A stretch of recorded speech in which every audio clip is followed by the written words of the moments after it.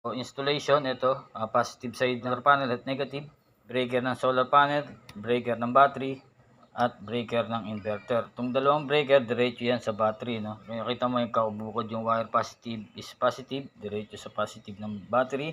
Yung negative is negative, diretso rin sa battery. So, magkabukod, wag mo i-jump, no? Kailangan diretso parehas sa battery. Solar panel icon nandyan, then yung blinking arrow ay nagbi-blink na. So, ibig sabihin yan ay working yung system mo.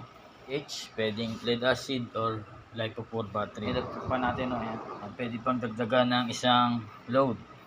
Sakali, no, hanggang 100 loads, walang problema. Yan. Solar panel, no, para mawala yung icon.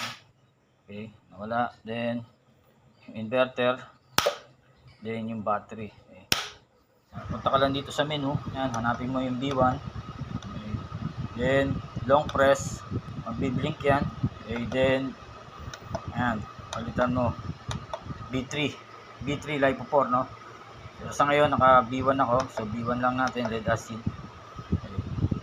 Ganun lang, pagpalit ng battery setting na.